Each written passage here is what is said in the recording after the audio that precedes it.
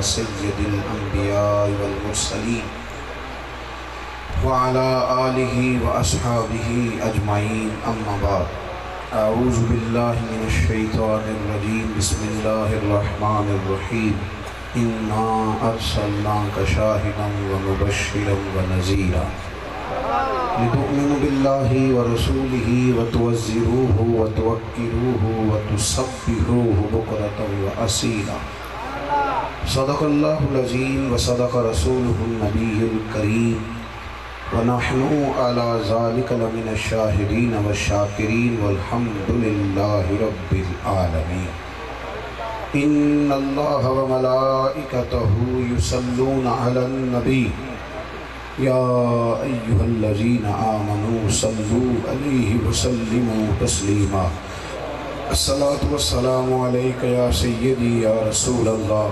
وعلى آلك وأصحابك يا حبيب الله. سارے حضرات درود شریف پڑھیے، بآواز بلند پڑھیے، سب پڑھیے، مل کے پڑھیے. الصلاة والسلام عليك يا رسول الله وعلى آلك وأصحابك يا حبيب الله. اللهم صل على سيدنا ومولانا محمد معدن الجود والکرم وآلہ وصحبہ وبارک وسلم. تمام تعریفیں، حمد و ثنا اللہ جل جلالہ کے لیے. درود و سلام نبی اکرم نور مجسم شفیع معظم احمد مجتبیٰ جناب حضرت محمد مصطفیٰ اعلیٰ تحیت و ثنا کی ذات والا صفات کے لیے حمد و صلات کے بعد اسٹیج پہ جلوہ فرما علماء کرام، مشائخ اعظام، سادات کرام، ہمارے بھائی خالد صاحب نے، ان کے احباب نے مل کے بڑی خوبصورت پروقار تقریب سعید محفل میلاد النبی صلی اللہ علیہ وسلم کے عنوان سے سجائی ہے. اللہ کریم ہم سب کو دین کے کاموں میں اخلاص کی توفیق عطا فرمائے، ہر ریاکاری سے، ہر بناوٹ سے اللہ ہمیں محفوظ فرمائے. بہلتے کس جگہ جی اپنا بہلانے کہاں جاتے، تیری محفل سے اٹھ کر تیرے دیوانے کہاں جاتے. بہلتے کس جگہ اور جی اپنا بہلانے کہاں جاتے، تیری محفل سے اٹھ کر تیرے دیوانے کہاں جاتے. خدا کا شکر شمع رخ لیے آئے ہو محفل میں، اگر پردوں میں چھپے رہتے تو پروانے کہاں جاتے. خدا آباد رکھے سلسلہ یہ تیری نسبت کا، آمین تو کہہ دیں. خدا آباد رکھے سلسلہ یہ تیری نسبت کا، وگرنہ ہم بھری دنیا میں پہچانے کہاں جاتے. نصیر اچھا ہوا در مل گیا ان کا ہمیں، ورنہ کہاں رکتے کہاں تھمتے خدا جانے کہاں جاتے. دوستو، قرآن مجید میں اللہ کریم نے فرمایا ہے اِنَّا أَرْسَلْنَاكَ شَاهِدًا وَمُبَشِّرًا وَنَذِيرًا. فرمایا محبوب بے شک ہم نے آپ کو حاضر و ناظر بنایا ہے، خوشخبری دینے والا بنایا ہے اور ڈر سنانے والا بنایا ہے. یہ شانیں آپ کو دی ہیں لِتُؤْمِنُوا بِاللَّهِ وَرَسُولِهِ، تاکہ یہ لوگ اللہ پہ بھی ایمان لائیں اور اللہ کے رسول پہ بھی ایمان لائیں. وَتُوَزِّرُوهُ وَتُوَقِّرُوهُ، پھر آپ کی تعظیم کریں، توقیر کریں. وَتُسَبِّحُوهُ بُكْرَةً وَأَصِيلًا، پھر صبح و شام اللہ کی پاکی بیان. عزیز دوستو، آپ نے اکثر سنا ہوگا کہ ماں باپ کے اولاد کے ذمہ بڑے حقوق ہوتے ہیں. ان کی خدمت کرنا، خیال کرنا، ان کے لیے رحمت کے بازو پھیلا کے رکھنا اولاد کی ذمہ داریوں میں شامل ہے. بلکہ اعلیٰ حضرت بریلوی رحمۃ اللہ علیہ نے فتاوی رضویہ شریف میں فرمایا ہے کہ ماں باپ کے انتقال کے بعد بھی 12 حقوق ہیں جو اولاد کے ذمہ رہتے ہیں. ان کا کفن دفن ہے، تجہیز و تکفین ہے، ایصال ثواب ہے، ایک الگ تفصیل ہے. ماں باپ کے حقوق ہیں، اسی طرح اولاد کے بھی ماں باپ کے ذمہ حقوق ہیں. ان کی تعلیم و تربیت ہے، اچھی پرورش ہے، پڑوسیوں کے حقوق ہیں، استاد کے حقوق ہیں. جس طرح آپ دنیا میں بہت سارے حقوق سنتے ہیں، اسی طرح خاص توجہ کریں میری بات پہ، اسی طرح امت کے ذمے نبی کریم علیہ السلام کے بھی حقوق ہیں، حضور کے حقوق ہیں جو امت نے ادا کر دیا۔ نبی کریم علیہ السلام نے بھی امت کا حق ادا کیا، حضور نے حق ادا کیا۔ خطبہ حجت الوداع کے موقع پر سرکار نے فرمایا تم گواہی دیتے ہو کہ میں نے تمہیں اللہ کا پیغام پہنچا دیا۔ 1,44,000 صحابہ گواہی دیتے ہو؟ بیک زبان کا یا رسول اللہ آپ نے تو کمال کر دیا۔ حضور نے فرمایا اللہ تو گواہ ہو جا تیرے بندے کیا کہہ رہے ہیں۔ حضور نے حقوق ادا کی، امت کے ذمے بھی حق ہیں، باقاعدہ حقوق ہیں۔ نوجوان میری بات پہ خاص توجہ کریں۔ اب ہمارے ہاں سیمینار ہوتے ہیں، ہمارا لبرل طبقہ ہمیں ملک کے حقوق بتاتا ہے، سوسائٹی کے حقوق بتاتا ہے۔ آپ اس بات کو سمجھیں کہ نبی کریم کے بھی حقوق ہیں، رسول کریم صلی اللہ علیہ وسلم کا حق تمام حقوق سے فائق ہے حضور کے۔ اور باقاعدہ ہمارے محدثین نے، سیرت نگاروں نے پوری کتابیں لکھی ہیں اس موضوع پر، یعنی یہ ایک دو بات نہیں، پوری کتابیں۔ قاضی اعجاز رحمۃ اللہ تعالیٰ علیہ کی جو شفا شریف ہے نا، وہ مبنی ہی حضور کے حقوق پہ، نبی پاک کے حقوق، حضور کے حقوق پر مبنی کتاب۔ آپ اگر ویڈیو سے زیادہ میری بات پہ توجہ دیں گے تو آپ کو فائدہ ہوگا۔ ویڈیو تو انشاءاللہ مل جائے گی آپ حضرات کو کہیں نہ کہیں سے، لیکن چلو آپ سے دوبارہ ملاقات اللہ کرے ہو بار بار، لیکن یہ کہ انسان کا پتہ نہیں ہوتا، تو مہربانی کریں آج بغیر ویڈیو کے سن لیں۔ اللہ جزائے خیر دے آپ حضرات، اللہ تعالیٰ برکت عطا فرمائے۔ ویسے بھی ابھی تک کسی عالم نے یہ قول نہیں کیا کہ ایک فوٹو پہ کتنی نیکیاں ملتی ہیں، ابھی تک سید صاحب بیٹھے ہیں اور بزرگ بیٹھے ہیں، ابھی تک کسی عالم نے یہ قول ہے، بلکہ محتاط بزرگ تو بچتے ہیں ان چیزوں سے۔ تو مہربانی کریں، اتنا ضروری کام نہیں جتنا ہم نے سمجھ لیا فوٹو۔ پہلے کوئی کسی بزرگ سے ملتا تھا تو کہتا تھا دعا کرو، اب ملتا تو کہتا سیدھے ہو جاؤ فوٹو کھچانی ہے، اب دعا کا کہتے ہی نہیں، اب فوٹو کی بات کرتے ہیں۔ چلیں یہ بھی کوئی میں اس پہ وہ نہیں کرتا، لیکن میں سمجھتا ہوں کہ چیزیں حدود میں رہیں تو زیادہ اچھی رہتی ہیں۔ اس کو نفسیاتی مسئلہ نہیں بنائیں، ان کو حدود میں رکھیں۔ کبھی ہم بزرگوں کے سامنے نا، داتا صاحب رحمۃ اللہ علیہ حاضری دینے گئے تو قائد ملت علامہ شاہ نورانی صاحب بھی وہاں تھے، تو میں نے نا اس زمانے میں تھوڑا سا ذوق اور طرح کا ہوتا تھا، ڈائری رکھتے تھے پاس، تو میں نے ان کے سامنے ڈائری بڑھائی، میں نے کہا حضرت آٹوگراف دے دیں۔ انہوں نے اقبال کا شعر لکھا، نیچے سائن کیے، انہوں نے لکھا کہ حیا باقی نہیں ہے زمانے کی آنکھ میں، خدا کرے کہ رہے تیری جوانی بے داغ۔ اور نیچے انہوں نے سائن کیے، تو وہ نصیحت بھی تھی، وہ دعا بھی تھی، وہ خوبصورتی بھی تھی، اور ایک بہت بڑا اعزاز بھی تھا۔ تو اب یہ بات کہاں ملتی ہے؟ اب تو فوٹو ہی ملتی ہے۔ اللہ توفیق عطا فرماوے۔ میری بات پہ آپ غور کریں گے، حضور کے حقوق ہیں، اس کو سمجھیں۔ نبی کریم کا پہلا حق کیا لِتُؤْمِنُوا بِاللَّهِ وَرَسُولِهِ، کہ امت رسول پاک کی ہر بات پر ایمان لائے، نبی کریم کی ہر بات، اور بغیر حیل و حجت کے ایمان لائے، بغیر حیل و حجت کے۔ ترمذی شریف کی حدیث ہے، نبی رحمت سید عالم صلی اللہ علیہ وسلم نے نا ایک بات کو بطور اعزاز کے بیان کیا، بطور اعزاز کے۔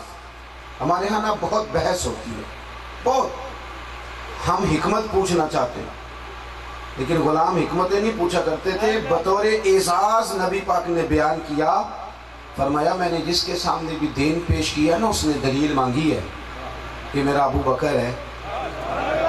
جس کے سامنے میں نے دین پیش کیا تو دلیل نہیں مانگی، فوراً ہی کلمہ پڑھ کے مسلمان ہے۔ حضور کی ہر بات پر یقین، آنکھیں بند کر کے، یہ امت کی ذمہ داری ہے۔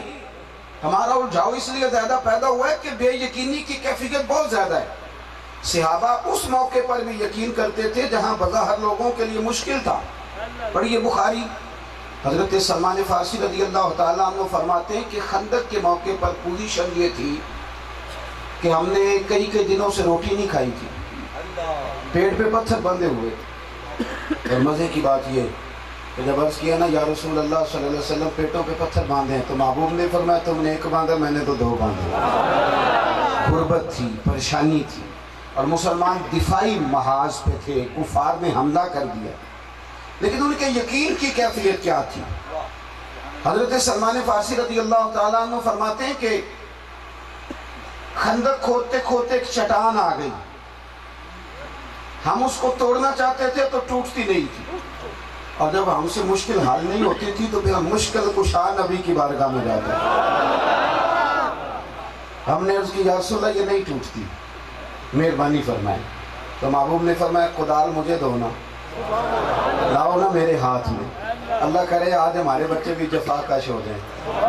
ہاں حضور دعا مانگا کرتے تھے، یا اللہ میری اولاد کو زیادہ پیسے نہ دینا، ان کو بقدر ضرورت روزی دینا۔ کہ جب سے پیروں کے بچے شہزادے پیر زادے کروڑوں اربوں خربوں آیا ہے تو وہ تو بیچارے ٹیشو نہیں اپنے ہاتھ سے اٹھاتے، وہ باقی کام کیسے کریں گے؟ یہ شہادت گاہ الفت میں قدم رکھنا ہے۔ لوگ آسان سمجھتے ہیں مسلمان ہونا۔ حضور اگر دست مبارک میں قرآن پاک اٹھاتے تھے تو وقت پڑنے پر تلوار بھی اٹھاتے تھے، اور محبوب کریم اپنے دست مبارک میں کدال بھی اٹھاتے تھے، محنت بھی فرماتے تھے۔ کیا کہا تھا کسی شاعر نے؟ لگے جو مزدور شاہ ایسا، نہ دھن نہ دولت سربراہ ایسا، عرش نشین کا زمین پہ گھر ہے میرا پیغمبر عظیم تر۔ نبی کریم صلی اللہ تعالیٰ علیہ وسلم نے نا کدال پکڑی، ہتھوڑا پکڑا، مثال دے رہا ہوں، چٹان تھی۔ اب ذرا بات کے پاس منظر میں جائیے گا اور صحابہ کا ایمان دیکھیے۔ حضرت سلمان فارسی رضی اللہ تعالیٰ عنہ فرماتے ہیں کہ حالت یہ ہے، کئی دنوں سے روٹی نہیں کھائی، پوزیشن یہ ہے کہ پیڑ پہ پتھر باندھے ہوئے، کافر آ گئے ہیں، ہم دفاعی محاذ پہ، پر جب حضور علیہ السلام نعرے لگاتے تو ہمارا یقین، حضور کا عزم روشنی، وہ میری ملت کا جوان ڈرا ہوا سہما ہوا۔ وہ کہتا ہے جی، وہ میں نا ایک ہمارے کالم نویس ہیں پاکستان کے، انہوں نے ایک دن کالم لکھا، تھوڑا تھوڑا میرا بھی لکھنے لکھانے سے ربط رہتا ہے۔ انہوں نے لکھا تو انہوں نے نا ایک بات بڑی عجیب لکھ دی، کہنے لگے جی وہ ایک گاؤں میں نا مثال دی لکھتے لکھتے، گاؤں میں نا ایک چودھری فوت ہو گیا، تو ایک غریب کا بچہ اپنی دادی سے پوچھنے لگا اماں اب کون چودھری بنے گا؟ اماں کہنے لگی اس کا بیٹا۔ اس نے کہا اگر وہ بھی فوت ہو گیا، تو اس نے کہا اس کا بیٹا۔ اس نے کہا اگر وہ بھی فوت ہو گیا، تو اماں کہنے لگی پتر سارا گاؤں مر جائے تو نہیں چودھری بن سکتا، چودھری اسی خاندان سے بنے گا۔ تو یہ کالم لکھ کے انہوں نے لکھا کہ چند خاندانوں کا قبضہ ہے، چودھری نہیں بن سکتے۔ میں نے انہیں فون کیا، میں نے کہا آپ کو غلطی لگ گئی ہے، یہ آپ کو کس نے کہا غریب کا بچہ نہیں چودھری بن سکتا؟ غلط بات۔ اب آپ قوم کے بچوں کو مایوس کر رہے ہیں، یہ آپ نے کتنی عجیب بات لکھی۔ میں نے تو دیکھا ہے چودھری کا بچہ اگر صرف میٹرک پاس کرے تو وہ کانسٹیبل بھرتی ہوتا ہے، اور غریب کا بچہ اگر پڑھ لکھ کے مقابلے کا امتحان پاس کر لے تو وہ کئی دفعہ ڈائریکٹ ڈی ایس پی بھی بھرتی ہو جاتی ہے۔ چودھری کے بچے کو سلوٹ مارنی پڑتی ہے، یہ آپ کیسی بات کرتے ہیں؟ حالات کے سہمے ہوئے لوگوں کو بتا دو، حالات بدل جاتے ہیں، ایک جیسے نہیں رہتے۔ یہ قوم میں مایوسیاں نہ پیدا ہو، یہ تمہیں کس نے کہا؟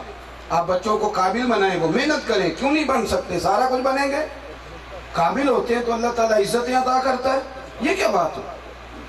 سنیں، نبی کریم صلی اللہ علیہ وسلم نے نا پہلی ضرب لگائی چٹان پہ، پہلی، اور حضور نے جب اللہ اکبر کہہ کے تھوڑا مارا نا، کدال ماری، تو صحابہ کہتے ہیں کہ روشنی نکلی اس میں سے۔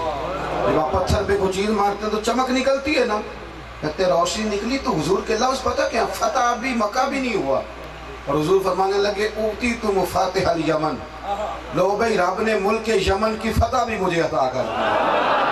آ گئی کنجیاں یمن کی بھی، کنجیاں آ گئی۔ صحابہ نعرے لگا رہے ہیں، نعرے لگ رہے ہیں، یقین دیکھو ان کا۔ حضور نے دوسری ضرب لگائی تو فرمایا لو بھائی شام بھی فتح ہو گیا۔ تیسری ضرب لگائی تو فرمایا لو بھی ایران بھی ہمارا۔ تین ضربیں لگائی تو حضرت سلمان فارسی کہتے ہیں لوگ نعرے لگا رہے تھے، ایک شخص بیچ میں سے بولا، کہنے لگا یہ لفظ بخاری کے نہیں، یہ کنز المال کے، اور بولا اور بول کے کہنے لگا فتح تو مکہ بھی نہیں ہوا، اور تم یمن کے اور ایران کے اور شام کے فتح ہونے پہ نعرے لگا رہے ہو۔ حضرت سلمان کہتے ہیں میں نے اسے کہا چپ کر جا، اگر تو اور میں زندہ رہے تو میں تمہیں دکھاؤں گا کہ میرے محبوب جو کہتے ہیں وہ ہو جایا کرتا ہے، ذرا وقت تو آنے دینا۔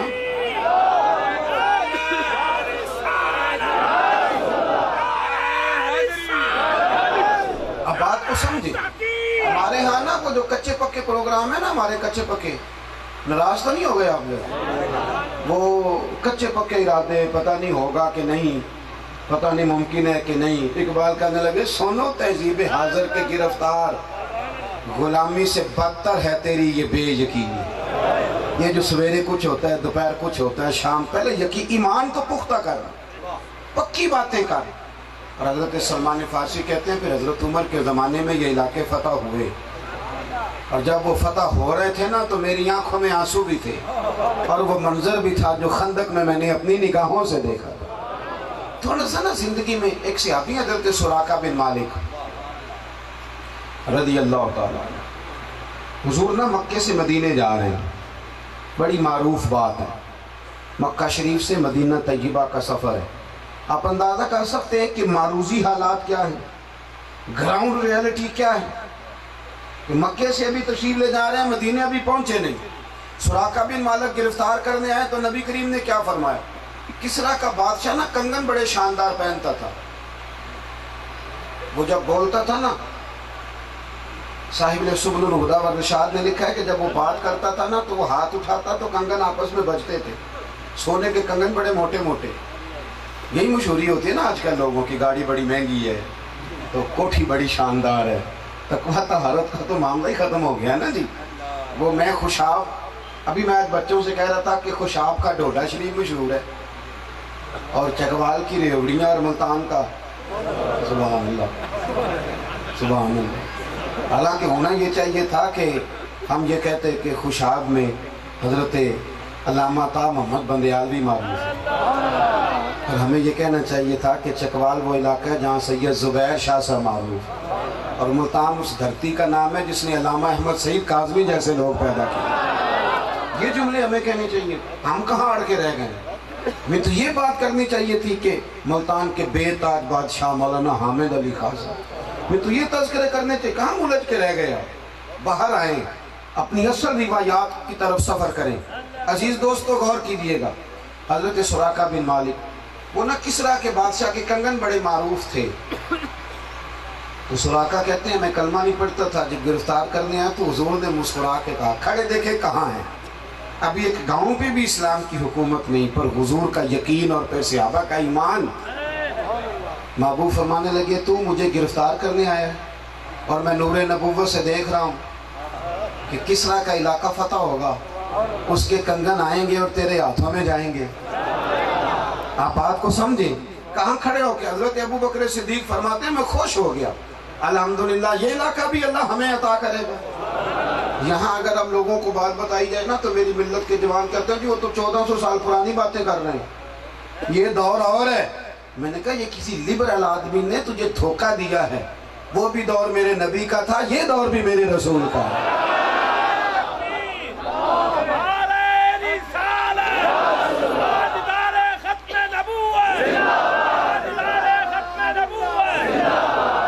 حضرت سراقہ کہتے ہیں میں نے کلمہ پڑھ لیا. اب سنیں، علامہ واقدی نے صاحب فتوح شام نے لکھا ہے، میری باتوں کی سمجھ تو آ رہی ہے نا آپ حضرات. وہ کہتے ہیں حضرت سعد بن ابی وقاص کے ساتھ نا یہ حضرت عمر کے ابتدائی زمانے میں جہاد کرنے گئے.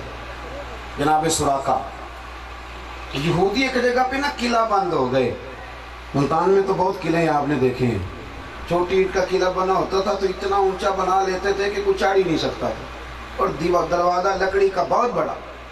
یہودی قلعہ بند ہو گئے، باہر نکلے تو لڑائی ہو. اور طریقہ یہ ہوتا تھا کہ کئی مہینوں کا راشن لوگ اندر سٹاک کر لیتے.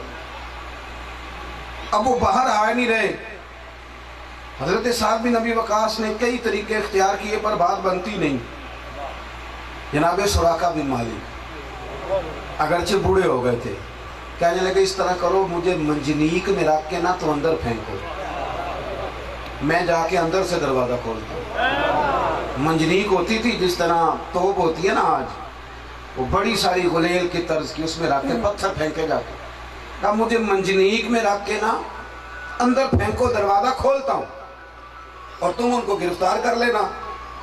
نوجوان صحابہ ہنسے، کہنے لگے بابا پہلی بات تو یہ ہے کہ جب تجھے اندر پھینکیں گے تیری کوئی ہڈی پسلی بچے گی، اور دوسری بات اگر بچ بھی گئے تو یہودی چھوڑیں گے. تو آپ یہ کیسی بات کرتے ہیں؟ جناب سراقہ بزرگوں کی نا کئی دفعہ بغیر تفصیل کے بھی مان لینی چاہیے. حضرت سراقہ بن مالک کہنے لگے مرنا جینا تو میں نے ہے نا، تم اس طرح کرو مجھے پھینکو، اور ذرا جلال میں کہنے لگے میرا وعدہ ہے دروازہ کھول کے دکھاؤں گا۔ ہاں ہاں پکی بات کر رہا ہوں، میں کھول کے دکھاؤں گا، پھینکو۔ کہا جی ٹھیک ہے آپ کی مرضی۔ ڈالا منجنیق میں، پورے زور سے اندر پھینکا، چند منٹوں کے بعد جناب سراقہ بن مالک نے دروازہ کھول دیا۔ پکڑ لو بھئی یہودیوں کو۔ چند گھنٹوں کی جنگ ہوئی، کچھ مارے گئے، کچھ گرفتار ہوئے۔ اب بچے ان کے گرد نوجوان بیٹھ، بابا کیا نسخہ ہے تمہارے پاس، کیا نسخہ ہے؟ آپ فرمانے لگے نسخہ کوئی بھی نہیں، محبوب کی ہر بات پر ایمان رکھتا ہوں، اپنے نبی کی ہر بات پر۔ جو دن کو کہہ دیا دن ہے تو دن نکل آیا، جو شب کو کہہ دیا شب ہے تو رات ہو کے رہی۔ خدا نے ان کی زبان کو وہ اختیار دیا، جو نکلی منہ سے ان کے وہ بات ہو کے رہی۔ مجھے پتا تھا، حضور نے فرمایا تھا سراقہ تیرے ہاتھوں میں کسرا کے کنگن آئیں گے، ابھی کنگن نہیں آئے، جب تک کنگن نہیں نہ آئیں گے حضرت اسرائیل بھی کوئی نہیں آئیں گے۔ ساڑھے نبی دی زبان ساڑھے واسطے قرآن، جب تک کنگن نہیں آئیں گے اسرائیل بھی نہیں۔ سمجھ آ رہی جوانوں کو؟ آپ گھور رہے ہیں بیچ بیچ میں سے تھوڑا تھوڑا۔ اور میرے بھائی میری بات کو سمجھو، یہ حق ہے نبی پاک کو۔ سویرے نوکریاں آ جائیں نا، سویرے صبح اعلان ہو جائے کہ پولیس میں 40 نوکریاں آئی ہیں، تو کتنے نوجوان درخواستیں دیتے ہیں؟ جس کی فجر میں آنکھ نہیں کھلتی وہ تہجد میں دوڑ لگا رہا ہوتا ہے۔ خدا کے بندو یہ کچے پکے لوگ ہیں۔ اور میرے نبی کریم نے کیا فرمایا؟ فرمایا تو سورت واقعہ پڑھ، تیرے نبی کا وعدہ ہے تجھے کبھی فاقہ نہیں آئے گا۔ تو یہ زیادہ ضروری ہے کہ وہ اخبار کی خبر زیادہ ضروری ہے؟ آپ دوڑ لگاتے رہتے ہیں، بعد میں پتہ چلتا ہے وہ تو MNA کا کوٹا تھا، اور وہ کوٹے والے کوٹا لے بھی گئے، ہے نا جی۔ دو کام ہم لائن میں لگ کے کرتے ہیں، ایک ووٹ لائن میں لگ کے دیتے ہیں، پھر سارا سال بل لائن میں لگ کے دیتے ہیں۔ یہ ہمارے ذمے ہے کام، تو باز نہیں آتے۔ بھائی غور کرو، حضور نے فرمایا سورت واقعہ پڑھو کبھی فاقہ۔ حضرت عبداللہ ابن مسعود رضی اللہ تعالیٰ عنہ نا بیمار ہو گئے حضرت عثمان غنی کے دور خلافت۔ یہ علماء جانتے ہیں، ان کا لقب تھا صاحب النالین ولا صاحب۔ حضور کا عصا مبارک اور نالین مبارک اٹھاتے، قربت تھی محبوس، علیل ہو گئے۔ حضرت سیدنا عثمان غنی ان کے پاس گئے، ان کی بیٹیاں زیادہ تھیں، جا کے کہا حضور آپ کی بیٹیاں زیادہ ہیں، میں خزانے سے کچھ پیسے دینا چاہتا ہوں، آپ بیمار ہیں تاکہ بچیوں کے کام آئیں۔ حضرت عبداللہ ابن مسعود فرمانے لگے مجھے اٹھا کے بٹھاؤ۔ بٹھایا گیا تو فرمانے لگے عثمان میری بیٹیوں کو خزانے کی ضرورت نہیں، میں نے خزانہ دے دیا ہے۔ اللہ کرے آپ کو سمجھ آئے میری بات، خزانے کی ضرورت دے دیا خزانہ کا۔ کون سا؟ فرمایا میں نے سورت واقعہ یاد کرا دی ہے، پڑھ کے سوتی ہیں، اور مصطفیٰ کریم نے فرمایا جو سورت واقعہ پڑھے گا فاقہ نہیں آئے گا۔ تارے جھڑ سکتے ہیں، سورج جگہ چھوڑ سکتا ہے، چاند گر سکتا ہے، پر مدینے والے کی بات غلط نہیں ہو سکتی۔ اور میرے بھائی کچی پکی جو باتیں کرنی ہیں، پروگرام ہی اور ہیں۔ مطلب میرا بہت بڑا تاجر بھی کہتا ہے جھوٹ کے بغیر کام نہیں چلتا، تو بھائی پھر تیرا چل بھی نہیں سکتا، چل بھی نہیں سکتا۔ اپنی زندگی میں سنیں جی اللہ جزا دے، اپنی زندگی میں ایمان پختہ، یہ حق ہے نبی پاک۔ اور دیکھو ماشاءاللہ آپ کو پتہ ہے جو جتنے نوجوان سست ہوتے ہیں نا ان سب کو کالا جادو ہو جاتا ہے، کرنا کرانا کچھ نہیں اور جادو کالا ہو گیا۔ اور وہ عامل صاحب کو بھی پتہ ہے کہ میں کہوں گا تجھے کالا جادو ہے تو پھر ہی تویز کرائے گا، وہ ویسے تو تویز لیتا کوئی نہیں، اس نے پہلے کہنا ہے تجھے کالا جادو ہو گیا، اس نے بھی کہنا ہے مجھے پہلے ہی پتا تھا میری چچی اسی طرح کی ہے، بھابھی میری گھورتی ہے مجھے۔ کسی سے تو اختلاف ہوتا ہی ہے نا، عجیب و غریب قوم ہے، رسیوں سے ڈرتی پھرتی ہے۔ یہ امت مسلمہ کا مزاج ہے، یہ طریقہ ہے۔ ایک صاحب مجھے کہنے لگے جی گھر میں چیخنے چلانے کی آوازیں آتی ہیں، میں نے کہا سورۃ بقرہ پڑھا کرو۔ کہتا اب تھوڑی سی تکلیف کریں، ذرا ایک تعویذ لکھ لیں۔ اس کا خیال ہے شاید پیر صاحب حرکت نہیں کرنا چاہ رہے، تھوڑی سی تکلیف کریں آپ ایک۔ تو میں نے کہا جو تعویذ میں دوں گا وہ کچا پکا بھی تو ہو سکتا ہے نا، وہ تعویذ اچھا نہیں جو مدینے والے محبوب نے عطا فرمایا۔ نبی کریم صلی اللہ علیہ وسلم نے فرمایا گھر میں سورۃ بقرہ پڑھو، جن تو کیا شیطان بھی تمہارے گھروں سے دوڑ جائے گا۔ اس پر کیوں نہیں یقین رکھتے؟ اپنی زندگی میں نا یاد رکھو، دنیا میں سب سے کمزور وہ بندہ ہوتا ہے جس کا یقین کمزور ہوتا ہے۔ سب سے کمزور ختم ہو گیا وہ شخص۔ یار اس سے زیادہ کمزوری کیا آئے گی کہ میرا مذہبی سٹیج کا شخص کہتا ہے کہ جب تک میرے اکاؤنٹ میں تم پیسے نہیں بھیجو کہ میری گاڑی نہیں چلے گی۔ تو کل کہہ رہا تھا کہ تیرا کھاما تے تیرے گیت گاما یا رسول اللہ، اور کل تو کہہ رہا تھا کہ کون دیتا ہے دینے کو منہ چاہیے، دینے والا ہے سچا ہمارا نبی۔ تیرا خیال یہ ہے کہ اکاؤنٹ میں پیسے نہیں آئیں گے تو روٹی نہیں ملے گی؟ یہاں تو چودھری کا چوکیدار بھوکا نہیں مرتا تو جو مدینے والے کی نوکری کرے۔ تو عجیب بات کرتا ہے صاحب، اتنی کمزور تیرا نظریہ ہو گیا۔ خدا را واپس لوٹیں، گردن کو جھکا دیتا ہے خیرات کا پتھر، جہاں میں مانگنے والوں کے سر کبھی اونچے نہیں ہوتے۔ یقین کی دولت پیدا کرے، یا آپ کو تقوی میں لائے گی، یا آپ میں خودداری پیدا کرے، یا آپ کو جوان کرے گی۔ پھر ایک وقت ایسا آئے گا آپ آگے آگے دوڑیں گے، دولت پیچھے پیچھے دوڑے گی۔ لیکن شرط یہ ہے کہ، اور دوسری بات، زیادہ وقت نہیں میں تفصیل میں جاؤں، بڑا اچھا آپ کا بندوبست ہے، چاہیے بھی نہیں، میری طبیعت نہیں ہے، جب فارغ ہوتا ہوں تو کوئی ضد نہیں کرتا، لیکن مجھے خیر المعاد میں بیان کرنا ایک وعدہ کر لیا تھا میں نے، اس لیے میں نے گزارش بھی کی کہ ذرا مجھے موقع جلدی مل جائے تاکہ میں اپنے وقت میں وعدے پہ پہنچ سکوں۔ ایک تو ایمان لائیں، ادھر دیکھو جوانوں، اور دوسرا زندگی میں سب سے بڑھ کر تعظیم مدینے والے محبوب کی کریں۔ وہ کیسے کرنی ہے؟ حضور کے ذکر کی تعظیم کریں، نبی کریم صلی اللہ علیہ وسلم کا نام ادب سے، حضور کے اصحاب کی تعریف کریں اور دلوں سے کریں، آل رسول کا ادب کریں اور اپنی اولاد کو بھی سکھائیں، اپنے بچوں کو یہ سکھائیں کہ ان کا ادب کوئی فرق نہیں پڑتا۔ میں پنڈی میں تھا تھوڑے دن پہلے، تو میں نے اسی طرح مجمع بہت زیادہ تھا، میں نے ان سے پوچھ لیا، میں نے کہا یہ سارا مہینہ اپنے محرم کا سادات کے فضائل سنے ہیں،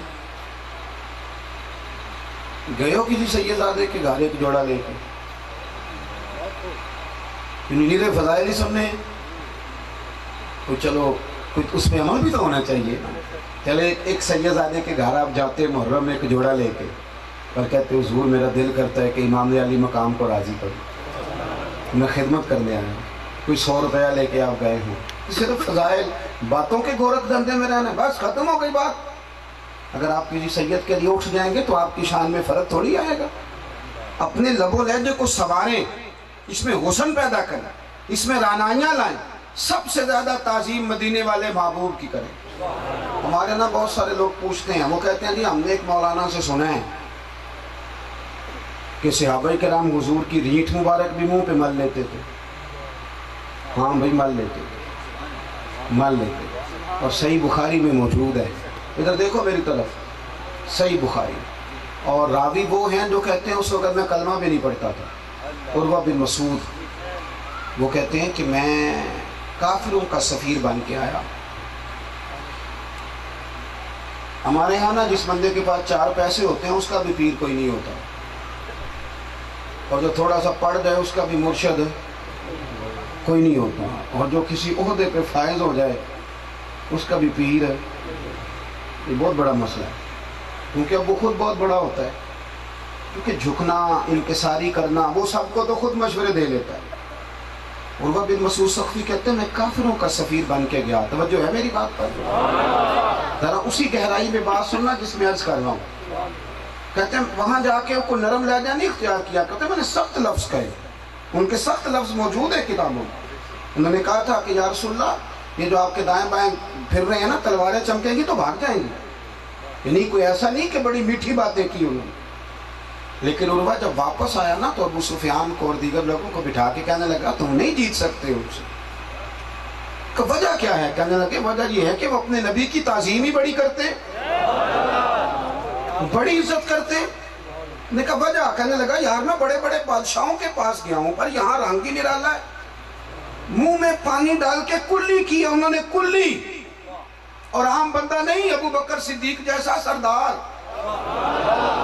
کوئی عام درویش سادہ ملنگ نہیں، عثمان غنی جیسا مالدار، اور عام آدمی نہیں، فاروق اعظم جیسا جری اور مولا علی شیر خدا جیسا ڈرے۔ یار میں نے یہ لائنوں میں لگے دیکھے ہیں لوگ، لائنوں میں فقیروں کی طرح، اور حضور کے منہ سے نکلنے والے کلی کے پانی کا قطرہ مانگتے پھرتے ہیں۔ لائنوں میں کھڑے دیکھیں، لائنوں میں۔ جب عشق سکھاتا ہے آداب خود آگاہی، پھر کھلتے ہیں غلاموں پہ اسرار شہنشاہی۔ کہا یار یہ میں نے، یار دیکھو نا، بچہ اماں بچے کی ناک صاف کرتی ہے نا تو یوں صاف کر کے تو ایسے کر کے پھینکتی ہے۔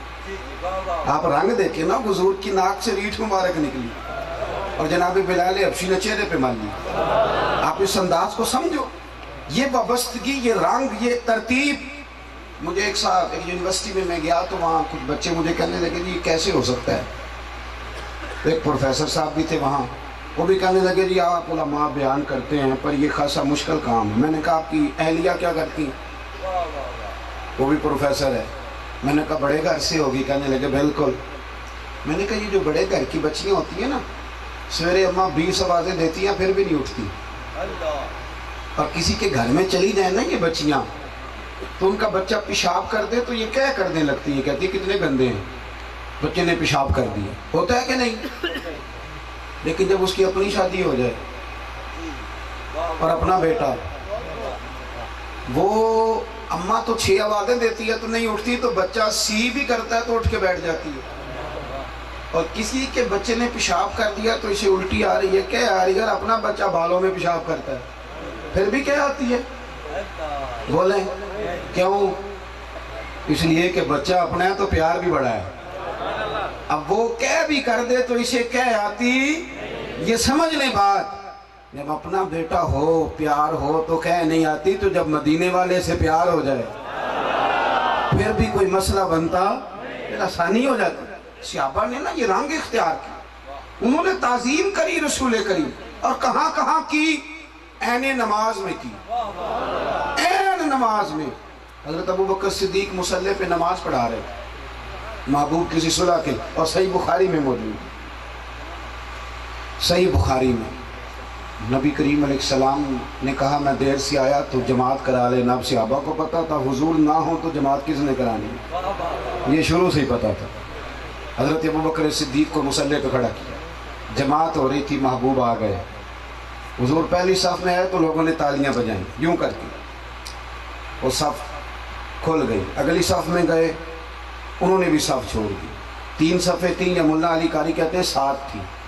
صحابہ نہ صفیں چھوڑتے رہے، حضور آگے جاتے رہے۔ بڑی خوبصورت بات لکھی ہے صاحب مرقات نے، فرماتے ہیں صفیں ٹوٹی ہیں پر نماز کسی کی بھی نہیں ٹوٹی۔ ہاں نماز پڑھا کہ میں تین وال ویکھاں، میں نے کہا با بھول گیا آئی، بھول گئے نہیں سب سوم صلاتاں، ایک کو یار دا فکر پہ آئی۔ فرمانے لگے کہ مجھے نا، وہ آگے چلے گئے محبوب، اور پہلی صف میں حضور پہنچے تو حضرت صدیق کی لوگوں نے توجہ کرائی۔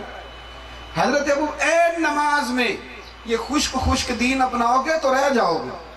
کبھی کبھی حضور کی یاد میں رویا بھی کرو، کبھی کبھی نہ کسی نعت خواں کے دروازے پہ دستک دے کے کہا کرو سنا یار 2 نعتیں آج دل بڑا کر رہا۔ یہ نہ اپنا ذوق پورا کرو، نہ کمزوری ہو جائے۔ پہلی صف میں حضور پہنچے تو جناب ابوبکر صدیق نے ایک قدم اٹھایا، حضور نے فرمایا ابوبکر نماز پڑھاؤ، یہاں علماء بیٹھیں، امام کو لقمہ وہ دے گا جو جماعت میں شامل ہے۔ ٹوٹیوں پہ بیٹھا اگر لقمہ دے گا تو امام کی نماز ٹوٹ جائے گی اگر قبول کر لیا، لیکن حضور نے 3 دفعہ لقمہ دیا، پڑھاؤ نماز، تو پیچھے قدم اٹھا، پھر کہا پڑھاؤ، پھر پیچھے قدم اٹھا، تیسری دفعہ پھر حکم دیا، ابوبکر پیچھے آ گئے۔ ویسے آج تک ہم یہی سنتے ہیں کہ الامر فوق الادب، سنا یہی ہے پر ہاتھ رنگ نرالا ہی ہو گیا۔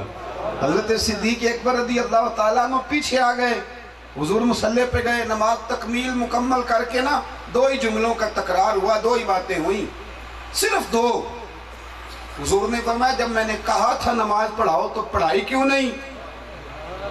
تو سادی سی بات، تن تندور ہڈاں دا بالا تے اسی ہاواں نال تپایا، کپ کپ مکیاں پیڑے کیتے، عشق پلے تھل لایا، تن دا سالن من دی ہانڈی، لون صبر دا پایا، غلام فریدا وے میں ساری تیری، تینوں وجہ یقین نہیں آیا؟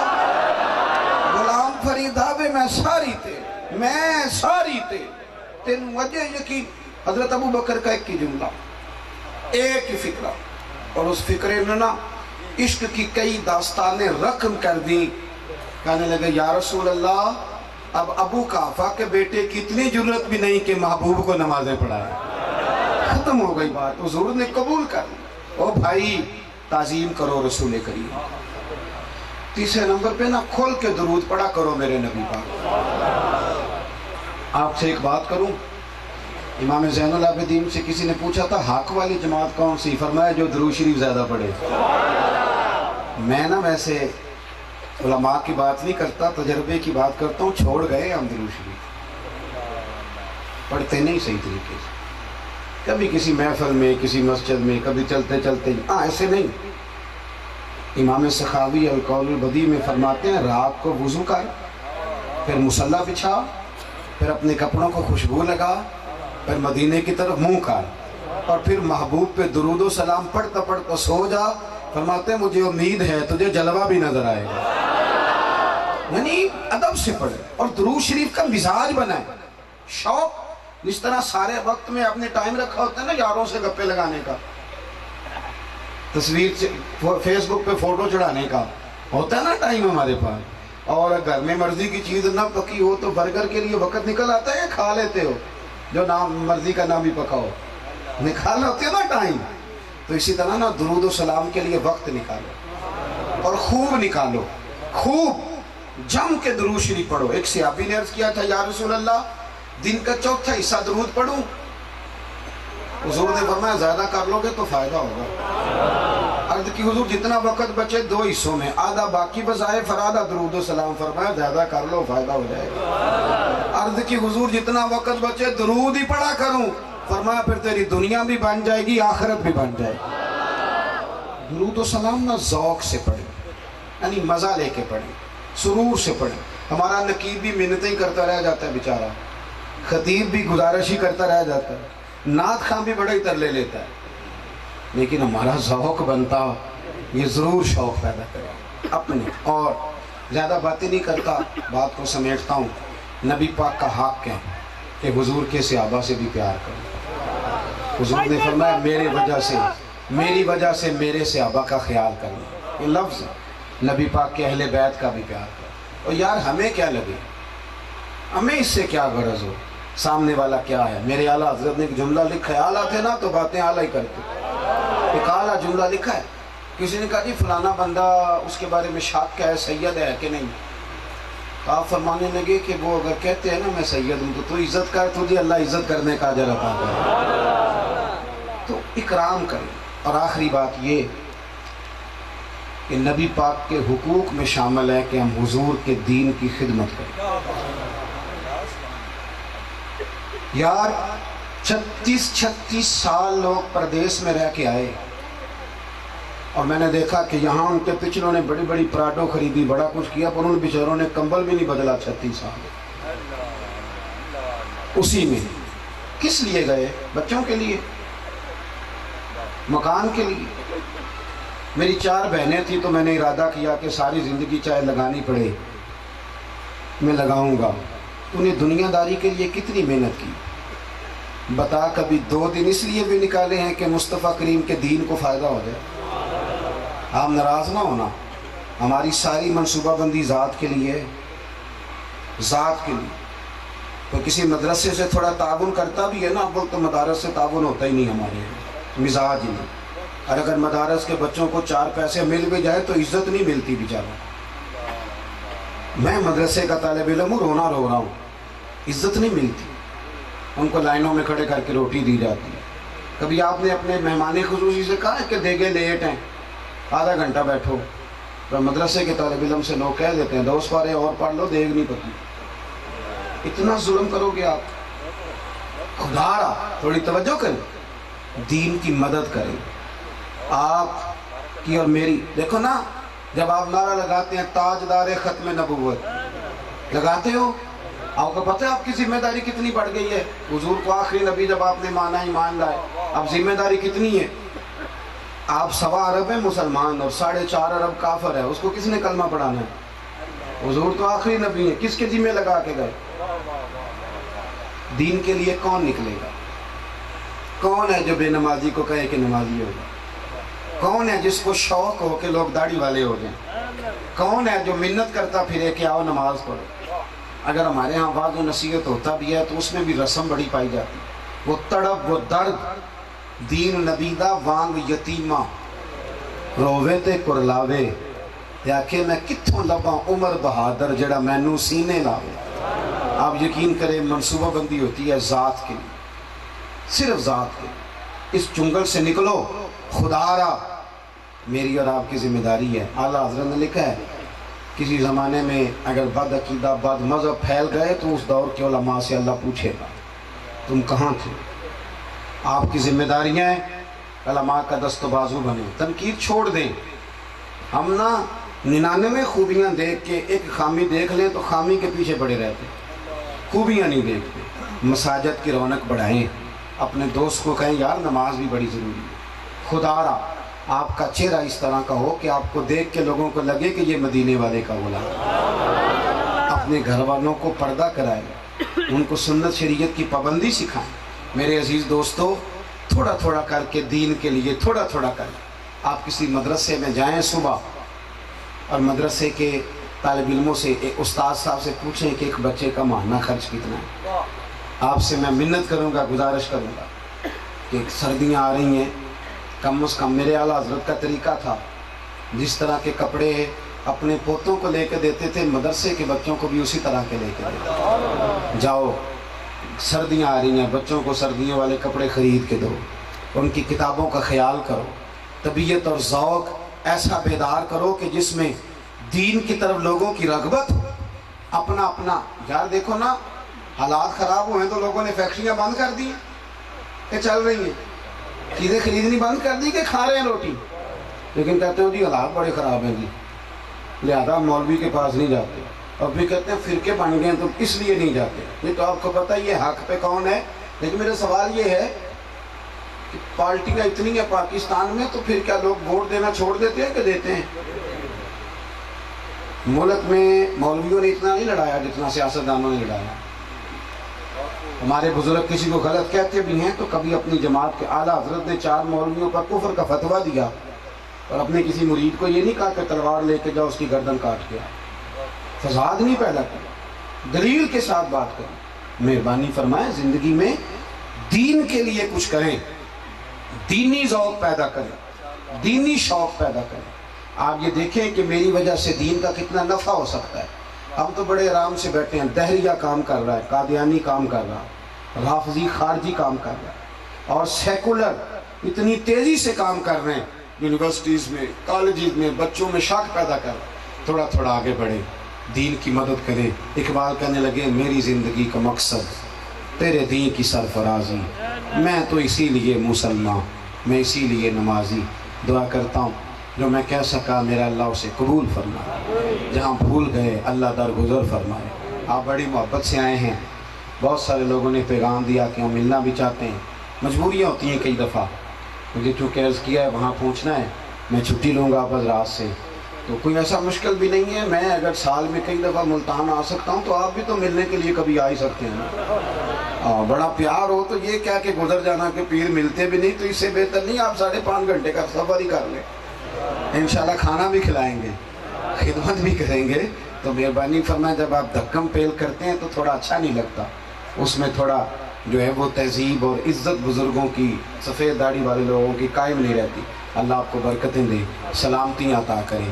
آخر دعوانا ان الحمدللہ رب العالمین۔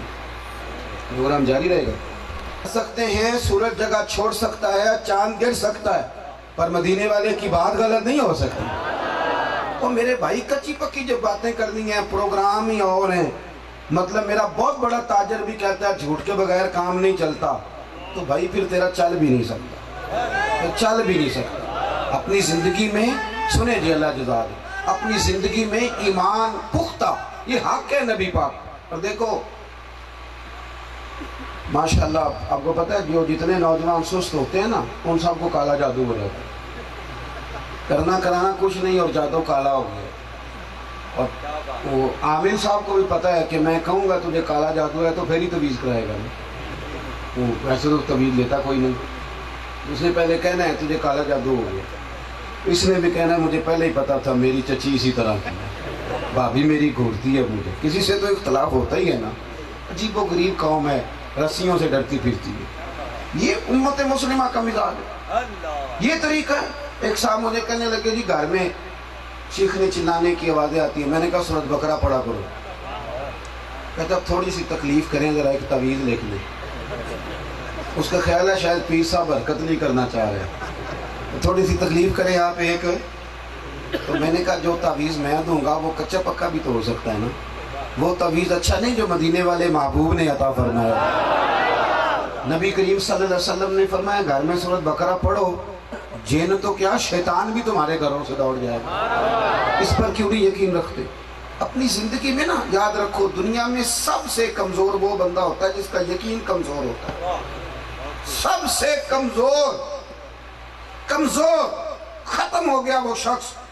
یار اس سے زیادہ کمزوری کیا آئے گی کہ میرا مذہبی سٹیج کا شخص کہتا ہے کہ جب تک میرے اکاؤنٹ میں تم پیسے نہیں بھیجو کہ میری گاڑی نہیں چلے گی. تو کل کہہ رہا تھا کہ تیرا کھاما تے تیرے گیت گاما یا رسول اللہ. اور کل تو کہہ رہا تھا کہ کون دیتا ہے دینے کو منہ چاہیے, دینے والا ہے سچا ہمارا نبی. تیرا خیال یہ ہے کہ اکاؤنٹ میں پیسے نہیں آئیں گے تو روٹی نہیں ملے گی. یہاں تو چودھری کا چوکیدار بھوکا نہیں مرتا تو جو مدینے والے کی نوکری کرے. تو عجیب بات کرتا ہے صاحب, اتنی کمزور تیرا نظریہ ہو گیا. خدا را واپس لوٹیں, گردن کو جھکا دیتا ہے خیرات کا پتھر, جہاں میں مانگنے والوں کے سر کبھی اونچے نہیں ہوتے. یقین کی دولت پیدا کرے, یا آپ کو تقوی میں لائے گی, یا آپ میں خودداری پیدا کرے, یا آپ کو جوان کرے گی. پھر ایک وقت ایسا آئے گا آپ آگے آگے دوڑیں گے, دولت پیچھے پیچھے دوڑے گی. لیکن شرط یہ ہے کہ, اور دوسری بات, زیادہ وقت نہیں میں تفصیل میں جاؤں, بڑا اچھا آپ کا بندوبست ہے, چاہیے بھی نہیں. میری طبیعت نہیں ہے, جب فارغ ہوتا ہوں تو کوئی ضد نہیں کرتا, لیکن مجھے خیر المعاد میں بیان کرنا ایک وعدہ کر لیا تھا میں نے. اس لیے میں نے گزارش بھی کی کہ ذرا مجھے موقع جلدی مل جائے تاکہ میں اپنے وقت میں وعدے پہ پہنچ سکوں. ایک تو ایمان لائیں, ادھر دیکھو جوانوں, اور دوسرا زندگی میں سب سے بڑھ کر تعظیم مدینے والے محبوب کی کریں. وہ کیسے کرنی ہے؟ حضور کے ذکر کی تعظیم کریں. نبی کریم صلی اللہ علیہ وسلم کا نام ادب سے, حضور کے اصحاب کی تعریف کریں اور دلوں سے کریں. آل رسول کا ادب کریں اور اپنی اولاد کو بھی سکھائیں. اپنے بچوں کو یہ سکھائیں کہ ان کا ادب کوئی فرق نہیں پڑتا. میں پنڈی میں تھا تھوڑے دن پہلے, تو میں نے اسی طرح مجمع بہت زیادہ تھا, میں نے ان سے پوچھ لیا. میں نے کہا یہ سارا مہینہ اپنے محرم کا سادات کے فضائل سنے ہیں, گئے ہو کسی سیدزادے کے گھر ایک جوڑا لے کے؟ نیرے فضائل ہی سب نے, تو چلو کچھ اس پہ عمل بھی تو ہونا چاہیے. چلے ایک سیدزادے کے گھر آپ جاتے محرم میں ایک جوڑا لے کے, اور کہتے حضور میرا دل کرتا ہے کہ امام علی مقام کو راضی کروں, میں خدمت کرنے آیا ہوں. کوئی 100 روپیہ لے کے آپ گئے ہوں, صرف فضائل باتوں کے گورکھ دھندے میں رہنا, بس ختم ہو گئی بات. اگر آپ کسی سید کے لیے اٹھ جائیں گے تو آپ کی شان میں فرق تھوڑی آئے گا. اپنے لب و لہجے کو سنواریں, اس میں حسن پیدا کریں, اس میں رعنائیاں لائیں. سب سے زیادہ تعظیم مدینے والے محبوب کی کریں. ہمارے نا بہت سارے لوگ پوچھتے ہیں, وہ کہتے ہیں جی ہم نے ایک مولانا سے سنا ہے کہ صحابہ کرام حضور کی ریٹھ مبارک بھی منہ پہ مل لیتے تھے. ہاں بھائی مل لیتے تھے, اور صحیح بخاری میں موجود ہے. ادھر دیکھو میری طرف, صحیح بخاری. اور راوی وہ ہیں جو کہتے ہیں اس وقت میں کلمہ بھی نہیں پڑھتا تھا, عروہ بن مسعود. وہ کہتے ہیں کہ میں کافروں کا سفیر بن کے آیا. ہمارے یہاں نا جس بندے کے پاس 4 پیسے ہوتے ہیں اس کا بھی پیر کوئی نہیں ہوتا, اور جو تھوڑا سا پڑھ جائے اس کا بھی مرشد کوئی نہیں ہوتا, اور جو کسی عہدے پہ فائز ہو جائے اس کا بھی پیر ہے. یہ بہت بڑا مسئلہ ہے, کیونکہ اب وہ خود بہت بڑا ہوتا ہے. کیونکہ جھکنا, انکساری کرنا, وہ سب کو تو خود مشورے دے لیتا ہے. عروہ بن مسعود ثقفی کہتے ہیں میں کافروں کا سفیر بن کے گیا. توجہ ہے میری بات پر؟ ذرا اسی گہرائی میں بات سننا جس میں عرض کر رہا ہوں. کہتے ہیں وہاں جا کے کوئی نرم لہجہ نہیں اختیار کیا. کہتے ہیں میں نے سخت لفظ کہے. ان کے سخت لفظ موجود ہیں کتابوں میں. انہوں نے کہا تھا کہ یا رسول اللہ یہ جو آپ کے دائیں بائیں پھر رہے ہیں نا تلواریں چمکیں گی تو بھاگ جائیں گی. یعنی کوئی ایسا نہیں کہ بڑی میٹھی باتیں کی انہوں نے. لیکن عروہ جب واپس آیا نا تو ابو سفیان کو اور دیگر لوگوں کو بٹھا کے کہنے لگا تم نہیں جیت سکتے ان سے. کہ وجہ کیا ہے؟ کہنے لگے وجہ یہ ہے کہ وہ اپنے نبی کی تعظیم ہی بڑی کرتے, بڑی عزت کرتے. نے کہا وجہ؟ کہنے لگا یار میں بڑے بڑے بادشاہوں کے پاس گیا ہوں پر یہاں رنگ ہی نرالا ہے. منہ میں پانی ڈال کے کلی کی انہوں نے, کلی. اور عام بندہ نہیں, ابو بکر صدیق جیسا سردار, کوئی عام درویش سادہ ملنگ نہیں, عثمان غنی جیسا مالدار, اور عام آدمی نہیں, فاروق اعظم جیسا جری, اور مولا علی شیر خدا جیسا دلیر. یار میں نے یہ لائنوں میں لگے دیکھے ہیں لوگ, لائنوں میں فقیروں کی طرح, اور حضور کے منہ سے نکلنے والے کلی کے پانی کا قطرہ مانگتے پھرتے ہیں. لائنوں میں کھڑے دیکھیں, لائنوں میں. جب عشق سکھاتا ہے آداب خود آگاہی, پھر کھلتے ہیں غلاموں پہ اسرار شہنشاہی. کہا یار یہ میں نے, یار دیکھو نا بچہ, اماں بچے کی ناک صاف کرتی ہے نا تو یوں صاف کر کے تو ایسے کر کے پھینکتی ہے. آپ رنگ دیکھیں نا, حضور کی ناک سے ریٹھ مبارک نکلی اور جناب بلال حبشی نے چہرے پہ مان لی. آپ اس انداز کو سمجھو, یہ وابستگی, یہ رنگ, یہ ترتیب. مجھے ایک صاحب ایک یونیورسٹی میں گیا تو وہاں کچھ بچے مجھے کہنے لگے جی کیسے ہو سکتا ہے. ایک پروفیسر صاحب بھی تھے وہاں, وہ بھی کہنے لگے جی آپ علماء بیان کرتے ہیں پر یہ خاصا مشکل کام ہے. میں نے کہا آپ کی اہلیہ کیا کرتی ہیں؟ وہ بھی پروفیسر ہے. میں نے کہا بڑے گھر سے ہوگی؟ کہنے لگے بالکل. میں نے کہا یہ جو بڑے گھر کی بچیاں ہوتی ہیں نا, سویرے اماں 20 آوازیں دیتی ہیں پھر بھی نہیں اٹھتی, اور کسی کے گھر میں چلی جائیں نا یہ بچیاں تو ان کا بچہ پیشاب کر دے تو یہ کیا کرنے لگتی ہے, کہتی کتنے گندے ہیں, بچے نے پیشاب کر دیا. ہوتا ہے کہ نہیں؟ لیکن جب اس کی اپنی شادی ہو جائے اور اپنا بیٹا, وہ اماں تو 6 آوازیں دیتی ہے تو نہیں اٹھتی, تو بچہ سی بھی کرتا ہے تو اٹھ کے بیٹھ جاتی ہے. اور کسی کے بچے نے پیشاب کر دیا تو اسے الٹی آ رہی ہے, کیا آ رہی ہے؟ اپنا بچہ بالوں میں پیشاب کرتا ہے پھر بھی کیا آتی ہے؟ بولیں کیوں؟ اس لیے کہ بچہ اپنا ہے تو پیار بھی بڑا ہے. اب وہ کیا بھی کر دے تو اسے کیا آتی, یہ سمجھ لیں بات. جب اپنا بیٹا ہو, پیار ہو تو کیا نہیں آتی, تو جب مدینے والے سے پیار ہو جائے پھر بھی کوئی مسئلہ بنتا, پھر آسانی ہو جاتی. صحابہ نے نا یہ رنگ اختیار کی, انہوں نے تعظیم کری رسول کریم, اور کہاں کہاں کی؟ عین نماز میں کی, عین نماز میں. حضرت ابو بکر صدیق مصلی پہ نماز پڑھا رہے, محبوب کسی صلح کے, اور صحیح بخاری میں موجود. صحیح بخاری میں نبی کریم علیہ السلام نے کہا میں دیر سے آیا تو جماعت کرا لینا. اب صحابہ کو پتا تھا حضور نہ ہو تو جماعت کس نے کرانی, یہ شروع سے ہی پتا تھا. حضرت ابو بکر صدیق کو مصلی پہ کھڑا کیا, جماعت ہو رہی تھی, محبوب آ گئے. حضور پہلی صف میں آئے تو لوگوں نے تالیاں بجائیں یوں کر کے, وہ صف کھل گئی. اگلی صف میں گئے, انہوں نے بھی صف چھوڑ دی. 3 صفیں تھیں, یا ملا علی قاری کہتے ہیں 7 تھی. صحابہ نہ صفیں چھوڑتے رہے, حضور آگے جاتے رہے. بڑی خوبصورت بات لکھی ہے صاحب مرقات نے, فرماتے ہیں صفیں ٹوٹی ہیں پر نماز کسی کی بھی نہیں ٹوٹی. ہاں نماز پڑھا کہ میں تین وال ویکھاں, میں نے کہا با بھول گیا آئی, بھول گئے نہیں سب سوم صلاتاں, اکو یار دا فکر پہ آئی. فرمانے لگے کہ مجھے نا, وہ آگے چلے گئے محبوب, اور پہلی صف میں حضور پہنچے تو حضرت صدیق کی لوگوں نے توجہ کرائی. حضرت ابو اے نماز میں یہ خشک خشک دین اپناؤ گے تو رہ جاؤ گے. کبھی کبھی حضور کی یاد میں رویا بھی کرو, کبھی کبھی نہ کسی نعت خواں کے دروازے پہ دستک دے کے کہا کرو سنا یار 2 نعتیں آج دل بڑا کر رہا. یہ نہ اپنا ذوق پورا کرو, نہ کمزوری ہو جائے. پہلی صف میں حضور پہنچے تو جناب ابو بکر صدیق نے ایک قدم اٹھایا. حضور نے فرمایا ابو بکر نماز پڑھاؤ, یہاں علماء بیٹھے.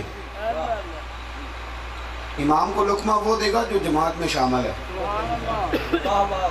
ٹوٹیوں پہ بیٹھا اگر لقمہ دے گا تو امام کی نماز ٹوٹ جائے گی اگر قبول کر لیا، لیکن حضور نے 3 دفعہ لقمہ دیا، پڑھاؤ نماز، پیچھے قدم اٹھا، پھر کہا پڑھاؤ، پھر پیچھے قدم اٹھا، تیسری دفعہ پھر حکم دیا، ابو بکر پیچھے آ گئے۔ ویسے آج تک ہم یہی سنتے ہیں کہ الامر فوق الادب، سنا یہی ہے، پر ہاتھ رنگ نرالا ہی ہو گیا۔ حضرت صدیق اکبر رضی اللہ تعالیٰ عنہ پیچھے آ گئے، حضور مصلی پہ گئے، نماز تکمیل مکمل کر کے نا 2 ہی جملوں کا تکرار ہوا، 2 ہی باتیں ہوئیں، صرف 2۔ حضور نے فرمایا جب میں نے کہا تھا نماز پڑھاؤ تو پڑھائی کیوں نہیں؟ تو سادی سی بات، تن تندور ہڈاں دا بالا تے اسی ہاواں نال تپایا، کپ کپ مکیاں پیڑے کیتے، عشق پلے تھن لایا، تن دا سالن من دی ہانڈی، لون صبر دا پایا، غلام فریدا وے میں ساری تیری، تینوں وجہ یقین نہیں آیا؟ غلام فریدا وے میں ساری تیری، میں ساری تیری، تینوں وجہ یقین؟ حضرت ابو بکر کا ایک ہی جملہ، ایک ہی فکرہ، اور اس فکرے نے نا عشق کی کئی داستانیں رقم کر دی۔ کہنے لگے یا رسول اللہ اب ابو قحافہ کے بیٹے کی اتنی جرت بھی نہیں کہ محبوب کو نمازیں پڑھائے۔ ختم ہو گئی بات، حضور نے قبول کر لی۔ او بھائی تعظیم کرو رسول کریم۔ تیسرے نمبر پہ نا کھول کے درود پڑھا کرو میرے نبی پاک۔ آپ سے ایک بات کروں، امام زین العابدین سے کسی نے پوچھا تھا حق والی جماعت کون سی؟ فرمایا جو درود شریف زیادہ پڑھے۔ میں نا ویسے علماء کی بات نہیں کرتا، تجربے کی بات کرتا ہوں، چھوڑ گئے ہم درود شریف، پڑھتے نہیں صحیح طریقے سے، کبھی کسی محفل میں، کسی مسجد میں، کبھی چلتے چلتے، ایسے نہیں۔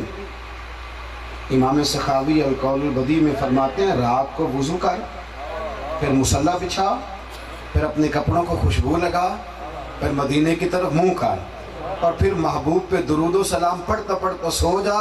فرماتے ہیں مجھے امید ہے تجھے جلوہ بھی نظر آئے گا۔ یعنی ادب سے پڑھے اور درود شریف کا مزاج بنائے، شوق۔ جس طرح سارے وقت میں اپنے ٹائم رکھا ہوتا ہے نا یاروں سے گپے لگانے کا، تصویر فیس بک پہ فوٹو چڑھانے کا ہوتا ہے نا ٹائم ہمارے پاس، اور گھر میں مرضی کی چیز نہ پکی ہو تو برگر کے لیے وقت نکل آتا ہے، کھا لیتے ہو جو نام مرضی کا نام ہی پکا ہو، نکال ہوتے ہیں نا ٹائم۔ تو اسی طرح نا درود و سلام کے لیے وقت نکالو اور خوب نکالو، خوب جم کے درود شریف پڑھو۔ ایک صحابی نے عرض کیا تھا یا رسول اللہ دن کا چوتھا حصہ درود پڑھوں؟ حضور نے فرمایا زیادہ کر لو گے تو فائدہ ہوگا۔ عرض کی حضور جتنا وقت بچے 2 حصوں میں، آدھا باقی بجائے فرادہ درود و سلام، فرمایا زیادہ کر لو فائدہ ہو جائے گا۔ عرض کی حضور جتنا وقت بچے درود ہی پڑھا کروں، فرمایا پھر تیری دنیا بھی بن جائے گی آخرت بھی بن جائے گی۔ درود و سلام نہ ذوق سے پڑھیں، یعنی مزہ لے کے پڑھیں، سرور سے پڑھیں۔ ہمارا نقیب بھی منتیں ہی کرتا رہ جاتا ہے بیچارہ، خطیب بھی گزارش ہی کرتا رہ جاتا ہے، نعت خواں بھی بڑا ہی ترلے لیتا ہے، لیکن ہمارا ذوق بنتا یہ ضرور شوق پیدا کرے اپنے۔ اور زیادہ باتیں نہیں کرتا، بات کو سمیٹتا ہوں۔ نبی پاک کا حق ہے کہ حضور کے صحابہ سے بھی پیار کرو۔ حضور نے فرمایا میری وجہ سے میرے صحابہ کا خیال کرنا، یہ لفظ نبی پاک کے اہل بیت کا بھی پیار کرو۔ اور یار ہمیں کیا لگے، ہمیں اس سے کیا غرض ہو، سامنے والا کیا ہے۔ میرے اعلیٰ حضرت نے ایک جملہ لکھا ہے، اعلیٰ تھے نا تو باتیں اعلیٰ ہی کرتے، ایک اعلیٰ جملہ لکھا ہے۔ کسی نے کہا جی فلانا بندہ اس کے بارے میں شک ہے، سید ہے کہ نہیں؟ آپ فرمانے لگے کہ وہ اگر کہتے ہیں نا میں سید ہوں تو عزت کر، تجھے اللہ عزت کرنے کا اجر عطا کرے، تو اکرام کریں۔ اور آخری بات یہ کہ نبی پاک کے حقوق میں شامل ہے کہ ہم حضور کے دین کی خدمت کریں۔ یار 36 سال لوگ پردیس میں رہ کے آئے، اور میں نے دیکھا کہ یہاں ان کے پچھلوں نے بڑی بڑی پراڈو خریدی، بڑا کچھ کیا، پر ان بیچاروں نے کمبل بھی نہیں بدلا 36 سال۔ اسی میں کس لیے گئے؟ بچوں کے لیے، مکان کے لیے۔ میری 4 بہنیں تھیں تو میں نے ارادہ کیا کہ ساری زندگی چاہے لگانی پڑے میں لگاؤں گا۔ تو نے دنیا داری کے لیے کتنی محنت کی، بتا کبھی 2 دن اس لیے بھی نکالے ہیں کہ مصطفیٰ کریم کے دین کو فائدہ ہو جائے؟ آپ ناراض نہ ہونا، ہماری ساری منصوبہ بندی ذات کے لیے، ذات کے لیے۔ تو کسی مدرسے سے تھوڑا تعاون کرتا بھی ہے نا، اب تو مدارس سے تعاون ہوتا ہی نہیں ہمارے یہاں، مزاج ہی نہیں۔ اور اگر مدارس کے بچوں کو 4 پیسے مل بھی جائے تو عزت نہیں ملتی بیچارہ۔ میں مدرسے کا طالب علم ہوں، رونا رو رہا ہوں، عزت نہیں ملتی۔ ان کو لائنوں میں کھڑے کر کے روٹی دی جاتی ہے۔ کبھی آپ نے اپنے مہمان خصوصی سے کہا ہے کہ دیگے لیٹ ہیں، آدھا گھنٹہ بیٹھو؟ تو مدرسے کے طالب علم سے لوگ کہہ دیتے ہیں 2 پارے اور پڑھ لو، دیگ نہیں پکی۔ اتنا ظلم کرو گے آپ؟ خدا را تھوڑی توجہ کریں، دین کی مدد کریں آپ کی اور میری۔ دیکھو نا، جب آپ نعرہ لگاتے ہیں تاجدار ختم نبوت، لگاتے ہو، آپ کو پتہ ہے آپ کی ذمہ داری کتنی بڑھ گئی ہے؟ حضور کو آخری نبی جب آپ نے مانا، ایمان لائے، اب ذمہ داری کتنی ہے؟ آپ 1.25 ارب ہیں مسلمان اور 4.5 ارب کافر ہے، اس کو کس نے کلمہ پڑھانا ہے؟ حضور تو آخری نبی ہے، کس کے ذمہ لگا کے گئے؟ دین کے لیے کون نکلے گا؟ کون ہے جو بے نمازی کو کہے کہ نمازی ہوگا؟ کون ہے جس کو شوق ہو کہ لوگ داڑھی والے ہو جائیں؟ کون ہے جو منت کرتا پھرے کہ آؤ نماز پڑھو؟ اگر ہمارے ہاں واضح و نصیحت ہوتا بھی ہے تو اس میں بھی رسم بڑی پائی جاتی، وہ تڑپ، وہ درد، دین نبی دا وانگ یتیمہ رووے تے کرلاوے، یا کہ میں کتھوں لباں عمر بہادر جڑا مینوں سینے لاوے۔ آپ یقین کریں، منصوبہ بندی ہوتی ہے ذات کے لیے، صرف ذات کے لیے۔ اس جنگل سے نکلو، خدا را میری اور آپ کی ذمہ داری ہے۔ اعلیٰ حضرت نے لکھا ہے کسی زمانے میں اگر بد عقیدہ، بد مذہب پھیل گئے تو اس دور کے علماء سے اللہ پوچھے گا تم کہاں تھے؟ آپ کی ذمہ داریاں ہیں، علماء کا دست و بازو بنے، تنقید چھوڑ دیں۔ ہم نا 99 خوبیاں دیکھ کے ایک خامی دیکھ لیں تو خامی کے پیچھے پڑے رہتے، خوبیاں نہیں دیکھتے۔ مساجد کی رونق بڑھائیں، اپنے دوست کو کہیں یار نماز بھی بڑی ضروری ہے۔ خدا را آپ کا چہرہ اس طرح کا ہو کہ آپ کو دیکھ کے لوگوں کو لگے کہ یہ مدینے والے کا غلام۔ اپنے گھر والوں کو پردہ کرائیں، ان کو سنت شریعت کی پابندی سکھائیں۔ میرے عزیز دوستو، تھوڑا تھوڑا کر کے دین کے لیے تھوڑا تھوڑا کر، آپ کسی مدرسے میں جائیں صبح اور مدرسے کے طالب علموں سے، استاد صاحب سے پوچھیں کہ ایک بچے کا ماہانہ خرچ کتنا ہے۔ آپ سے میں منت کروں گا، گزارش کروں گا کہ سردیاں آ رہی ہیں، کم از کم میرے اعلیٰ حضرت کا طریقہ تھا، جس طرح کے کپڑے اپنے پوتوں کو لے کے دیتے تھے، مدرسے کے بچوں کو بھی اسی طرح کے لے کے دیتے۔ جاؤ، سردیاں آ رہی ہیں، بچوں کو سردیوں والے کپڑے خرید کے دو، ان کی کتابوں کا خیال کرو، طبیعت اور ذوق ایسا بیدار کرو کہ جس میں دین کی طرف لوگوں کی رغبت ہو۔ اپنا اپنا یار دیکھو نا، حالات خراب ہوئے تو لوگوں نے فیکٹریاں بند کر دی کہ چل رہی ہیں، چیزیں خریدنی بند کر دی کہ کھا رہے ہیں روٹی، لیکن کہتے ہیں جی حالات بڑے خراب ہیں جی، لہذا مولوی کے پاس نہیں جاتے۔ اور پھر کہتے ہیں فرقے بن گئے ہیں تو اس لیے نہیں جاتے۔ یہ تو آپ کو پتہ یہ حق پہ کون ہے۔ لیکن میرا سوال یہ ہے کہ پارٹیاں اتنی ہیں پاکستان میں، تو پھر کیا لوگ ووٹ دینا چھوڑ دیتے ہیں کہ دیتے ہیں؟ ملک میں مولویوں نے اتنا نہیں لڑایا جتنا سیاستدانوں نے لڑایا۔ ہمارے بزرگ کسی کو غلط کہتے بھی ہیں تو کبھی اپنی جماعت کے اعلیٰ حضرت نے 4 مولویوں پر کفر کا فتویٰ دیا، اور اپنے کسی مرید کو یہ نہیں کہا کہ تلوار لے کے جاؤ اس کی گردن کاٹ کے، فساد نہیں پیدا کیا، دلیل کے ساتھ بات کریں۔ مہربانی فرمائیں زندگی میں دین کے لیے کچھ کریں، دینی ذوق پیدا کریں، دینی شوق پیدا کریں۔ آپ یہ دیکھیں کہ میری وجہ سے دین کا کتنا نفع ہو سکتا ہے۔ ہم تو بڑے آرام سے بیٹھے ہیں، دہریہ کام کر رہا ہے، قادیانی کام کر رہا ہے، رافضی خارجی کام کر رہا ہے، اور سیکولر اتنی تیزی سے کام کر رہے ہیں، یونیورسٹیز میں، کالجز میں، بچوں میں شک پیدا کر۔ تھوڑا تھوڑا آگے بڑھیں، دین کی مدد کریں۔ اقبال کہنے لگے میری زندگی کا مقصد تیرے دین کی سرفرازی، میں تو اسی لیے مسلمان، میں اسی لیے نمازی۔ دعا کرتا ہوں جو میں کہہ سکا میرا اللہ اسے قبول فرمائے، جہاں بھول گئے اللہ درگزر فرمائے۔ آپ بڑی محبت سے آئے ہیں، بہت سارے لوگوں نے پیغام دیا کہ ہم ملنا بھی چاہتے ہیں، مجبوریاں ہوتی ہیں کئی دفعہ، مجھے چونکہ عرض کیا ہے وہاں پہنچنا ہے، میں چھٹی لوں گا آپ حضرات سے، تو کوئی ایسا مشکل بھی نہیں ہے. میں اگر سال میں کئی دفعہ ملتان آ سکتا ہوں تو آپ بھی تو ملنے کے لیے کبھی آ ہی سکتے ہیں نا. بڑا پیار ہو تو یہ کیا کہ گزر جانا کہ پیر ملتے بھی نہیں, تو اس سے بہتر نہیں آپ 5.5 گھنٹے کا سفر ہی کر لیں. انشاءاللہ کھانا بھی کھلائیں گے, خدمت بھی کریں گے. تو مہربانی فرمائیں, جب آپ دھکم پیل کرتے ہیں تو تھوڑا اچھا نہیں لگتا, اس میں تھوڑا جو ہے وہ تہذیب اور عزت بزرگوں کی, سفید داڑھی والے لوگوں کی قائم نہیں رہتی. اللہ آپ کو برکتیں دے, سلامتیاں عطا کرے. آخر دعوانا ان الحمدللہ رب العالمین. پروگرام جاری رہے گا.